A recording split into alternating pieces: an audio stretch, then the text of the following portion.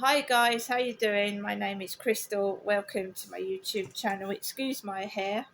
Excuse me completely. I have had the most massive migraine since last night.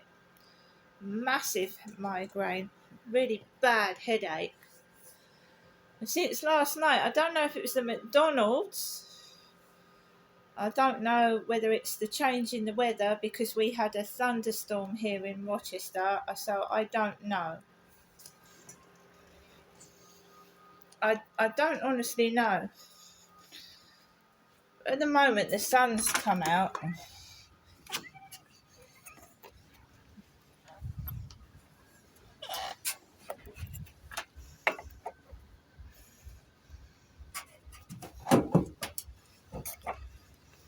So just excuse me, I've got a headache. And the air is fresh outside. So I'm sat on my balcony at the moment. My head is killing me. It's absolutely the migraine that I had last night. I had to go to bed at 10:30. I had to go to bed at 10:30 last night because of my head was hurting. I'm not live streaming. This is just a YouTube video. I'm not live streaming. And you can hear the noise. So I'd made an appointment with the Kent Police, me, Crystal, to meet them outside the co-op.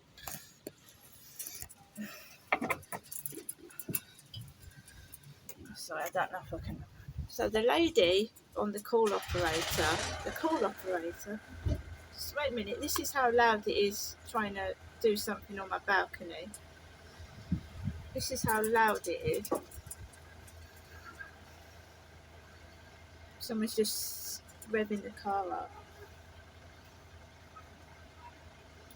So guys, I made an appointment to see the police in the back of the police car.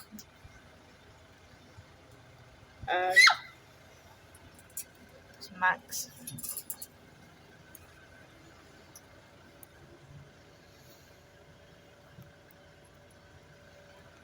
So I made an appointment to see the police in the back of the police car. And when I got up this morning, my head was banging. It was banging. I felt sick. I thought I was going to be sick. Like I said, I don't know if it was the McDonald's, but I just felt ill.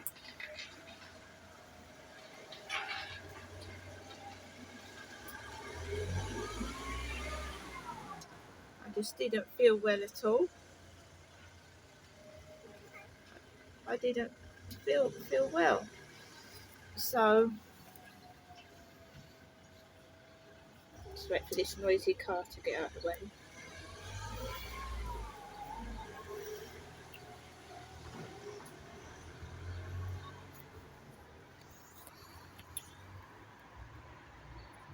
So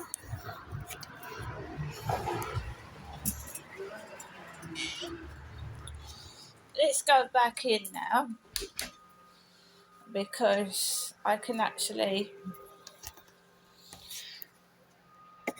get some peace. Hopefully get some peace. Don't think you can see me properly. Let's go this way.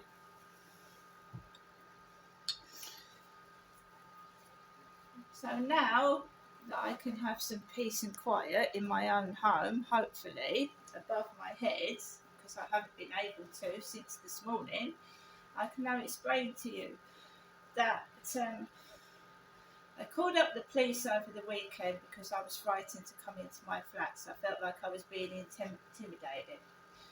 So the lady over the phone organised an appointment for me to meet the police outside the co-op at 8 o'clock on Monday morning, which is today. So I, this morning, was woken up at 6:30. It might have been 6. My head was banging. There was thumping on the ceiling, continuous thumping on the ceiling. My head was hurting. I felt sick and unwell. But fortunately, I had been able to go to sleep during the night for a few hours and shake the migraine off. But when I got up this morning, I still had a headache. It was killing me. So I got up this morning and I felt sick. I thought I was actually going to be sick. I didn't actually think that I was going to be able to meet the police because I didn't feel well at all. So basically, the banging upstairs was annoying me. It was agitating me. It was pissing me off. And I thought, well, he usually goes to work upstairs early in the morning, and he didn't go. He didn't go to work. So basically, his car was parked that way. Over the weekend, his car was parked near my window, but not right outside it. And then he went out this morning. He went out this morning before I met the police. Before me, Crystal, met the police, he went out. And then when I'd met the police, he'd come back home again and he parked his car outside the disabled lady's flat, the one in the wheelchair. And there was a white van parked outside when I came back from talking to the police, there was a white van outside my window. A white van.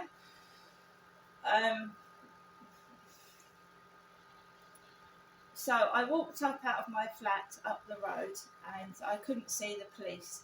The rain was coming down. There was people everywhere. There was a crowd of young people, and I felt like they were like staring and laughing at me, but I didn't say anything. And as I walked towards, I thought I'm going to go into the co-op and see if the police turn up, because it was raining. And as I went into the co-op, this guy came up to me with a ponytail, and he said, "Oh, I thought you was talking to me." And I said, "No, I wasn't." And then they hung outside the travel lodge in a circle and kept looking. I rang up 101 because I felt intimidated. I did. And the woman said to me that, it's only 3 minutes past 8. And then I saw this police car coming down the road. After I'd rang 101, I saw the police car coming down the road. He turned round, he parked outside the travel lodge, and then he went, "Crystal," and I went, "Yes," and I got into the back of the car, and we had a lengthy conversation, but I don't think the police are taking this seriously at all. And the communal door is still open for people to just walk in. It's still open, so people could just walk right through. The housing are not interested.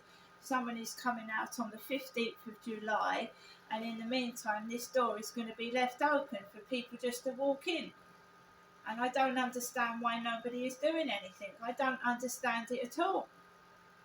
In the meantime, my mother rang me whilst I was in the back of the police car, and this is what's been going on since my dad was abusing me. My mother ringing, laughing like nothing's going to happen. She's actually laughed. On one occasion, when the police came out to Victoria Road and they questioned me outside Victoria Road where I used to live, she was upstairs staring out the window in a pink dressing gown, my mother, and she was laughing. And the police said if I reported what my dad was doing to me, basically that I would get put in a prison cell. Now, yes, I do record things. I didn't record what this police officer was saying to me. But if I'd have recorded what the police said to me in 2008, something would have been done. Because they were threatening me with being put in a jail cell for what my father was doing to me. And they told me to retract my statements, otherwise I would go to jail. And my father was severely abusing me. He was causing me physical and mental harm. And this is what it's been like since I've been down in Kent since 2008. The police do nothing. They do nothing to help me. They come out, they give all these excuses, get a doorbell camera. They've told me to get a doorbell camera. And this guy was thumping the ceiling above my head this morning, I don't know whether it was him or one of his children. Perhaps one of his children didn't go to school today, but my head was thumping like F in hell, right above my head, and it was hurting.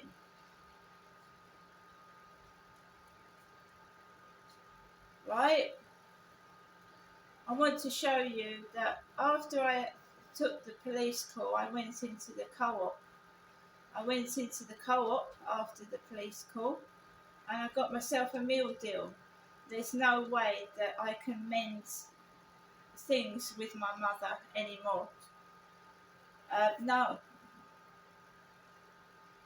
I cannot build bridges and amend what has been allowed to go on and is still going on, and my mum seems to think it's funny and hilarious when it's not. I am being victimised, I'm being abused, and it's terrible. And my mum knows some of what's going on. It doesn't seem real, like they're filming something. These fake police officers not doing their job properly. The housing are leaving the communal door wide open for the, well, not wide open, but anyone can walk in for the past 4 days. 4 days. They're allowing, I could get attacked. And they're just letting it happen. And there's Royal Mail vans coming up and down the road and going into the co-op. I got myself a meal deal, guys. I've got myself a bottle of Oasis. I've got myself a egg protein pot. And an all-day breakfast sandwich. And I'm relying on my own benefits, right? And it's not right what's going on. It's corrupt. It's a conspiracy and it's corruption. When the police allow all my abusers to walk the streets and carry on what they're doing, yet they put me in a cell for something I've reported. Doritos. And the Sun newspaper today. It's got Rue on the front. Absolute 100% corruption involving children, abuse of animals and children.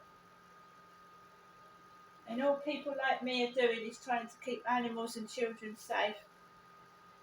This is bent, this is crooked, this is wrong. And they're all laughing and taking the piss out of me while they're endangering their children and their pets' lives, which is absolutely phenomenal. I don't understand what's going on. Anyone can, a predator could walk into this building, walk straight through it. A criminal, a thief.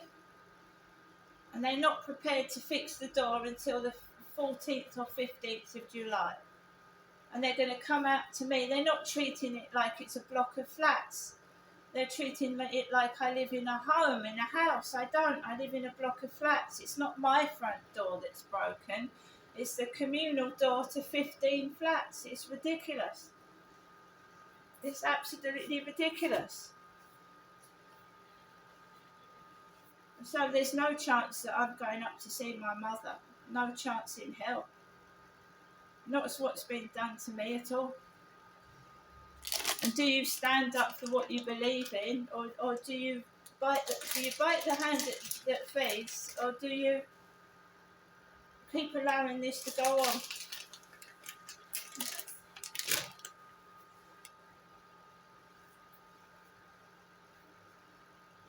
My dad was an abuser, and my mum let my dad.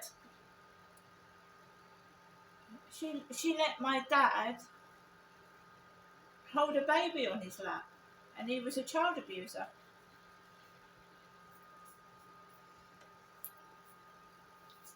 My mum always said to me, oh, she knew what my dad was doing. And even when I told her what he was doing, she allowed a child to sit on his lap, a girl, a female child to sit on his lap, to sit on it. I'm going to go now, guys, and I'm not going to stop speaking the truth until someone tells me what the effing hell's going on here.